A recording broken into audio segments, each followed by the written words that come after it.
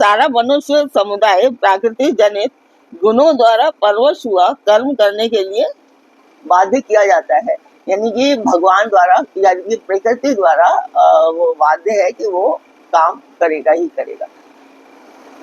हर मनुष्य क्या, हर जीव कार्य करता है, उसकी बॉडी मूवमेंट चलती ही रहती है, हर समय चलती है। और जब हम सोए होते हैं तब भी हमारा दिमाग काम कर रहा होता है। हम बॉडी तो हमारी बेड पर होती है, मगर हम जो हमारा दिमाग है वो हर समय काम करता ही रहता है।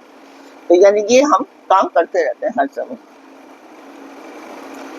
फिर आगे भगवान कहते हैं कि उठना बैठना, खाना पीना, सोना जागना, सोचना, मनन करना, स्वप्न देखना, ध्यान करना और समाधिस्थ होना। यानी कि जो लोग जो सिद्ध पुरुष होते हैं वो समाधि करते हैं, वो भी एक कार्य ही करते हैं।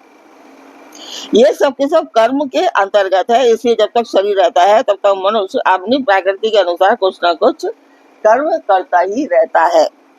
कोई भी मनुष्य क्षण भर भी कभी स्वरूप से कर्मों का त्याग नहीं कर सकता। अतः उसमें कर्तापन का त्याग कर देना या ममता, आसक्ति और फलेच्छा का त्याग कर देना ही उसका सर्वथा त्याग कर देना होता है। गुणातीत ज्ञानी पुरुष का गुणों से या उनके कार्य से कुछ भी संबंध नहीं रहता। अतः वह गुणों के वश में होकर के कार्य करता है। जिसका वही बता रहे हैं कि जिस व्यक्ति में जैसा गुण होता है वो उसी के हिसाब से कार्य करता है। अगर आप ऐसे लेते हैं कि एजुकेशन के हिसाब से लेते हैं तो जितनी एजुकेशन होती है वो उसके हिसाब से काम करता है।